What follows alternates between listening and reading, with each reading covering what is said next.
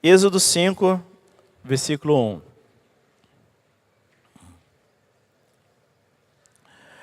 Depois foram Moisés e Arão e disseram a Faraó: assim diz o Senhor, Deus de Israel: deixa meu povo ir, para que me celebre uma festa no deserto.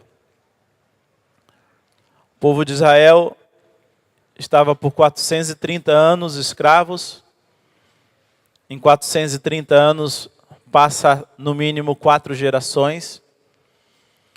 E não sei se você ouviu falar ou já viu um regime de escravidão, como que é opressor e desanimador, onde você vive apenas para trabalhar, trabalhar, trabalhar, sem ter nenhum tipo de esperança.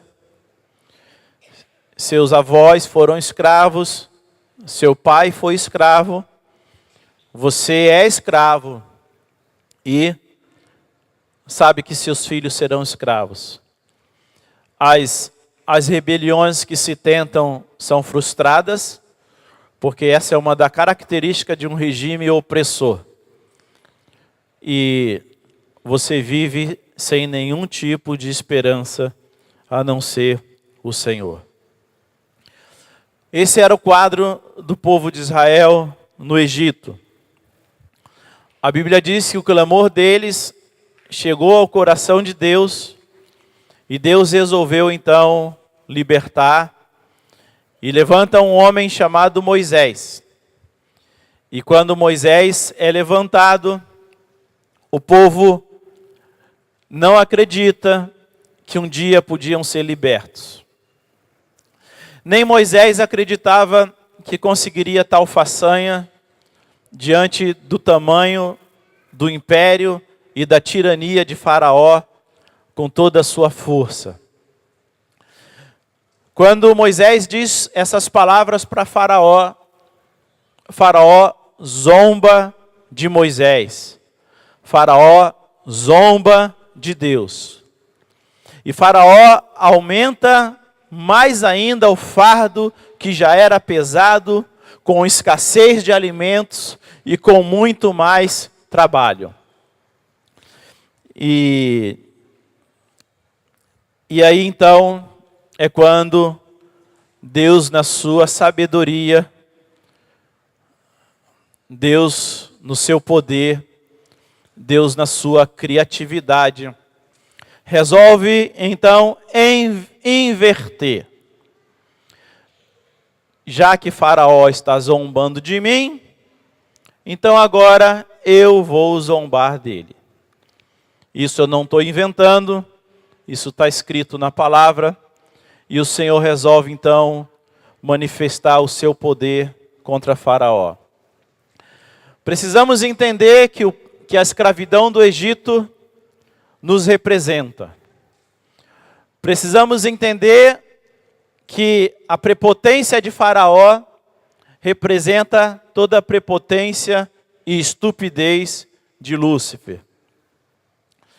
E a primeira praga, então, que Deus manda é o sangue em todas as águas.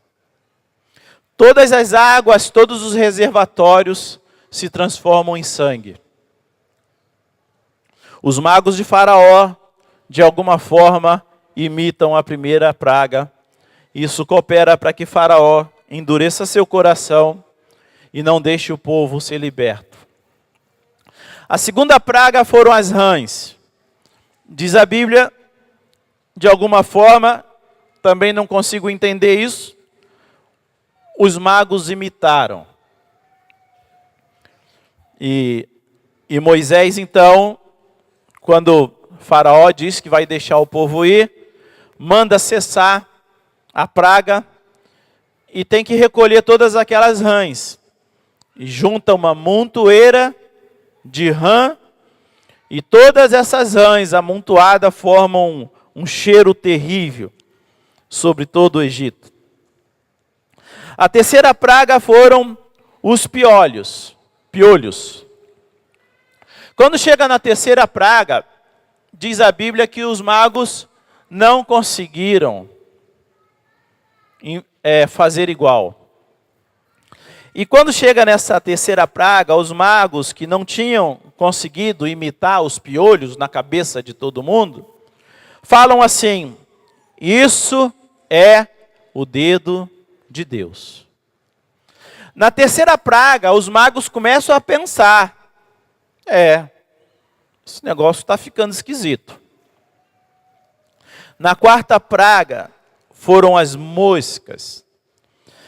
O lugar onde o povo de Israel ficava era chamado de terra de Gósen.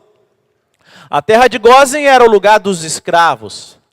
E diz a Bíblia que lá em Gósen não havia moscas. Mas a Bíblia diz também que a partir da quarta praga, os magos não foram mais consultados. Porque se na terceira praga dos piolhos eles não conseguiram imitar, Faraó não achou por bem continuar consultando os magos. Mas diz a Bíblia que a terra ficou arruinada com esses enxames. Então já tinha passado o sangue, já tinham passado as rãs, com todo aquele cheiro, e agora as moscas. A quinta praga foi a peste dos animais. Doenças em todos os cavalos, todos os jumentos, todos os camelos, todo o gado, todas as ovelhas. Morreram todos. Porém, o Senhor fez distinção entre o povo de Israel e o seu povo. Na terra de Gósen, nenhum bichinho morreu. Nenhum bichinho. Eu fico imaginando como era o dia de trabalho dos escravos. E quando eles tinham contatos com os egípcios. E chegava um egípcio e falava: rapaz, lá em casa está uma piolhada doida, está todo mundo se coçando.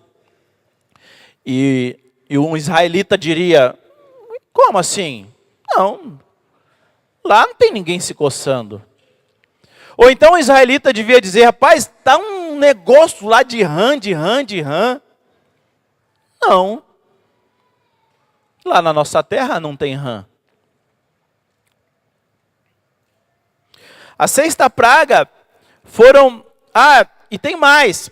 Quando chega aqui na quinta praga, nas pestes dos animais, Faraó fala para os seus conselheiros irem lá em Gósen, para saber, vem cá, olha, vê lá. E aí eles voltam dizendo: não morreu nada. Já deveria ser suficiente para Faraó perceber com quem ele estava se metendo, não? Irmãos, eu vejo nisso o senso de humor de Deus. E o que Deus quer que nós vejamos com relação a como Ele trata de Lúcifer. A sexta praga foram tumores que se arrebentaram em úlceras, nos homens, nos animais. Moisés joga umas cinzas para cima e aí todo o povo do Egito começa a pegar esses tumores. A sétima praga foi uma chuva de pedras. Fogo misturado com pedras, pedras misturadas com fogo. E dessa vez o Senhor chega para Faraó e diz assim: eu já poderia ter acabado com sua vida. Eu só não acabo com sua vida porque eu quero mostrar para você um pouco mais do meu poder. E Faraó continuava endurecendo o seu coração. Feriu tudo que estava no campo. Havia alguns egípcios que quando viram Moisés dizendo: olha, vai ter uma chuva, essa chuva vai ferir todos os animais.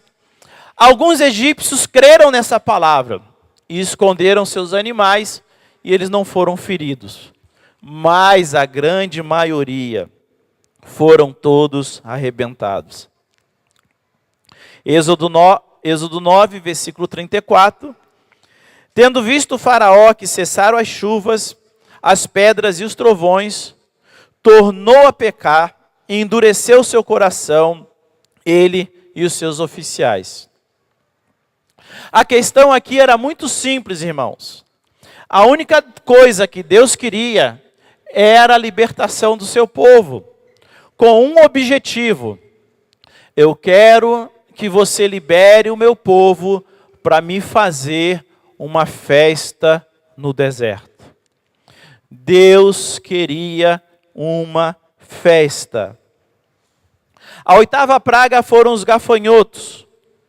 E quando chega aqui no capítulo 10, queria que vocês acompanhassem. Êxodo 10, versículo 2.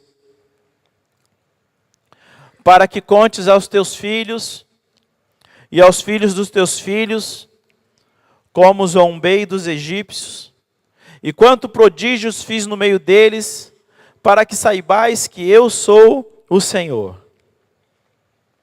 Versículo 7.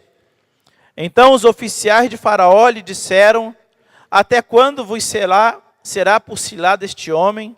Deixa aí seus homens, para que sirvam ao Senhor Deus. Acaso não sabeis que o Egito já está todo arruinado? Os próprios conselheiros, aqui na oitava praga, já estavam falando: não aguentamos mais. Imagina como esses homens deviam ficar quando viam Moisés e Arão entrando no palácio. Porque cada vez que eles entravam e cada vez que eles saíam, a desgraça deles só aumentava. E eles deviam ficar: quando é que isso vai parar? Quando é? Versículo 9.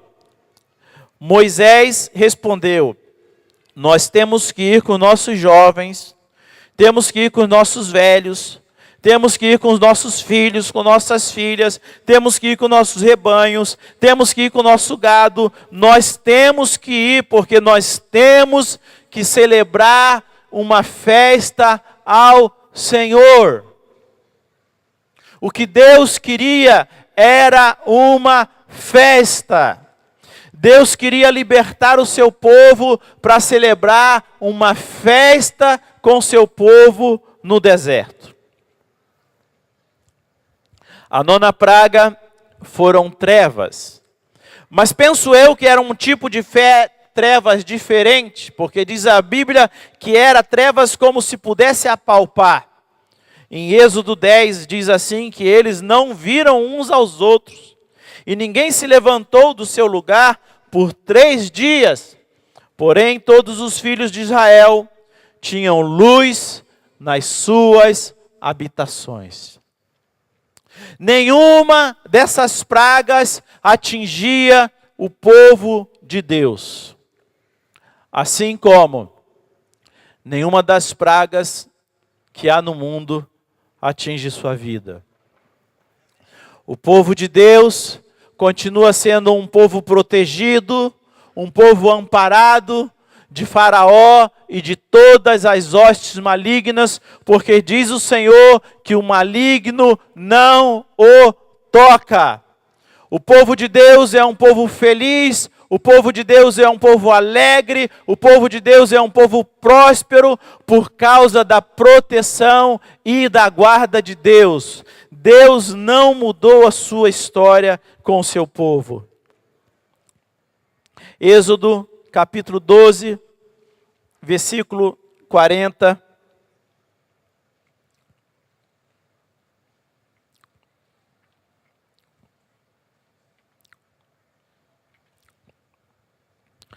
Aconteceu que ao cabo dos 430 anos, nesse mesmo dia, todas as hostes do Senhor saíram da terra do Egito. E esta noite se observará o Senhor, porque nela os tirou da terra do Egito. Esta é a noite do Senhor, que devem todos os filhos de Israel comemorar nas suas gerações. Disse mais o Senhor a Moisés: esta é a ordenança da Páscoa nenhum estrangeiro comerá dela, porém todo escravo comprado por dinheiro, depois de os teres circuncidado, comerá dela. Esta é a noite do Senhor. O Senhor queria agora que todas as gerações comemorassem essa grande vitória. A grande vitória de Deus ter tirado o seu povo depois de 430 anos de escravidão. Foram 4 gerações. Eu queria te perguntar, de quantas gerações de escravidão vem a sua família? Eu posso afirmar para vocês que eu me identifico plenamente com esse povo. Eu não tinha noção que um dia eu seria liberto da escravidão. Posso afirmar para vocês que Satanás também não tinha nenhuma noção que um dia eu seria liberto. Mas posso afirmar para vocês que estava no coração de Deus que um dia eu ia ser liberto de toda a escravidão do Egito. E essa obra que Deus fez na minha vida é a obra que Deus fez na vida de cada um de vocês. Cada um de vocês passou por exatamente este processo. A 10ª praga foi a morte de todos os primogênitos. Já passamos aqui da 9ª, né? E disse o Senhor, em Êxodo capítulo 12, versículo 23, o Senhor passará para ferir os egípcios, quando vir, porém, o sangue na verga da porta, e em ambas as ombreiras, passará o Senhor por aquela porta, e não permitirá que o destruidor entre em vossas casas. Aleluia. E aí então acontece toda a libertação, eles conseguem sair do Egito, ia o Senhor adiante deles, durante o dia, numa coluna de nuvem, para ir os guiando pelo caminho, durante a noite numa coluna de fogo para os alumiar, a fim de que caminhasse de dia e de noite. Nunca se apartou do povo de Deus a coluna de nuvem durante o dia, e nunca se apartou a coluna de fogo durante a noite. Êxodo 14, versículo 28. Sabemos que o povo de Israel passou com os pés enxutos pelo grande mar. Havia uma parede que foi aberta de um lado, uma parede como se fosse um muro do outro lado. E o povo de Deus passa, e logo em seguida vem o exército de Faraó, com o coração endurecido, atrás de todos os filhos de Deus. E depois que todos os filhos de Deus passam, o Senhor libera novamente aquele mar, e todos os exércitos, todos os egípcios, são engolidos por aquele mar. Êxodo 14, 28, e voltando às águas, cobriram os carros, os cavalarianos, de todo o exército de Faraó, que os haviam seguido no mar. Nem ainda um deles ficou. Mas os filhos de Israel caminhavam a pé enxuto pelo meio do mar, e as águas lhe foram como se fossem muros, à sua direita e à sua esquerda. E assim o Senhor livrou Israel, naquele dia, da mão dos egípcios. E Israel viu os egípcios mortos na praia do mar. E viu Israel o grande poder que o Senhor exercitara contra os egípcios. O povo temeu ao Senhor, confiou no Senhor e em Moisés, seu servo. Imagina que você está lá e você está vendo aquela cena na praia, todos os seus inimigos mortos, todos os animais, tudo destruído. E quando eles viram essa situação, e apenas quando eles viram essa situação, aí sim eles acreditaram. Eles não tinham acreditado em Moisés, não tinham acreditado quando viram as pragas, e nem tinham acreditado quando já tinham saído do Egito. E quando Deus os estava acompanhando de dia e de noite, com uma coluna de nuvem durante o dia e com uma coluna de fogo durante a noite, mas apenas quando eles veem, de fato e de verdade, todo o exército dos egípcios mortos, todo o exército de Faraó mortos, eles viram o grande poder que Deus tinha exercitado, e então o povo temeu ao Senhor, confiou no Senhor e confiaram em Moisés. E agora então eles podem celebrar a festa que Deus queria. Então Moisés e os filhos de Israel cantaram esse cântico: cantarei ao Senhor porque triunfou gloriosamente. Lá em Honório nós cantávamos esse cântico assim: cantarei ao Senhor, cantarei, porque triunfou gloriosamente. Cantarei ao Senhor, cantarei, porque triunfou gloriosamente. O Senhor é minha força e o meu cântico, Ele me foi por salvação. O Senhor é minha força e o meu cântico, Ele me foi por salvação. Lançou no mar o cavalo e o seu cavaleiro, porque triunfou gloriosamente.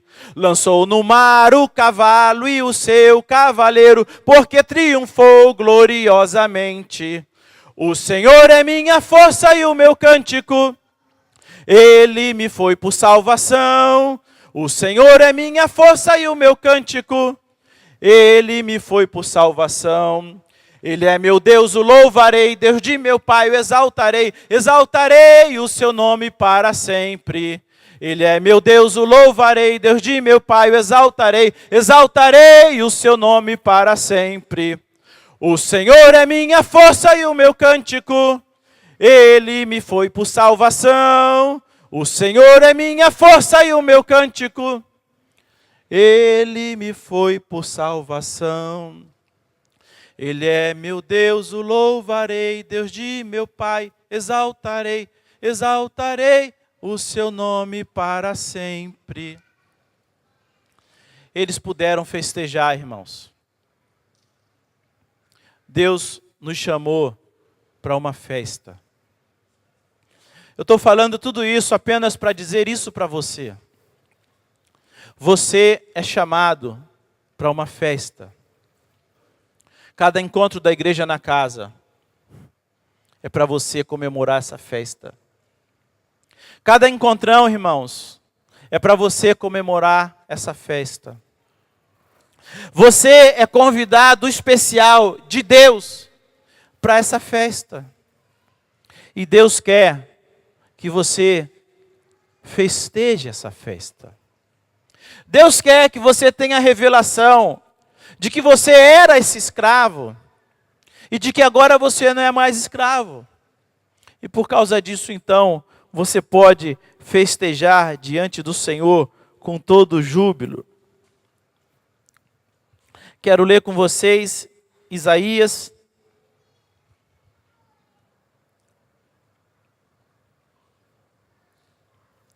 Isaías 61, versículo 3. A partir do versículo 1.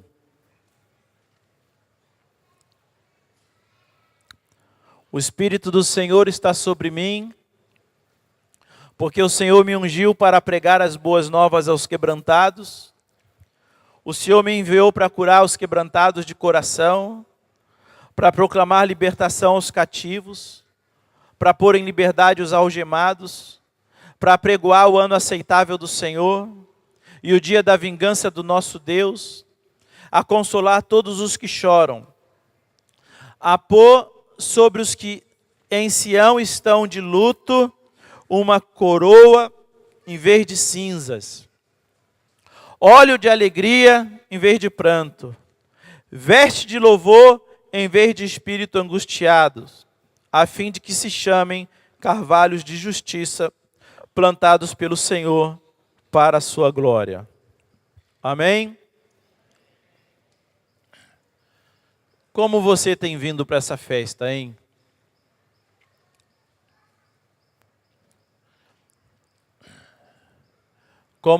como nós nos comportamos diante de Deus nessa festa.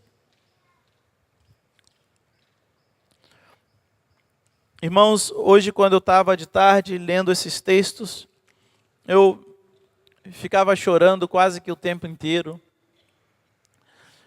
de ver tanta similaridade, de me identificar tanto com essa antiga escravidão, de me identificar tanto com o cuidado e a proteção do Senhor.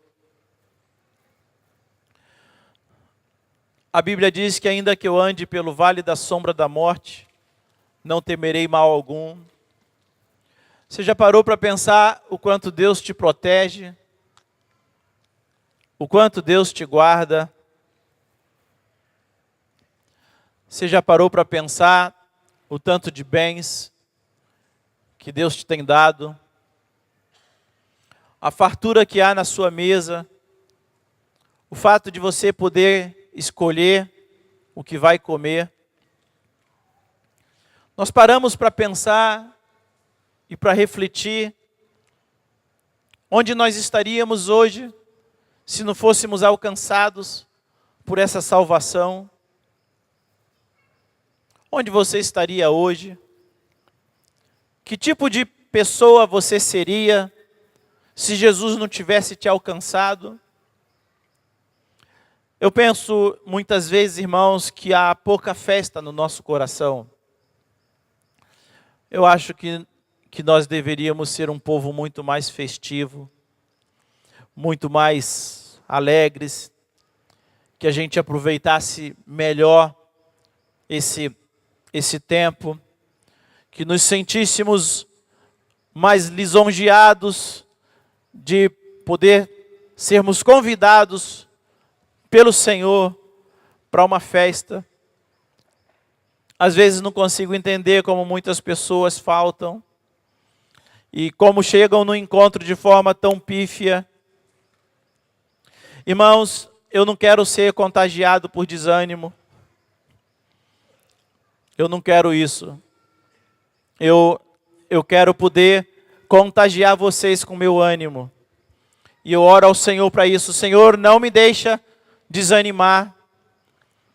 Eu não tenho motivos para desanimar. Eu sei que a gente passa por muitas situações. Eu, como vocês, venho para o encontrão com muitos pensamentos. Vocês devem vir para o encontrão pensando em tantas coisas. Pensando em dívidas. Pensando nas preocupações. Pensando nas tribulações. Pensando nos filhos. Mas eu acho que isso não agrada o Senhor.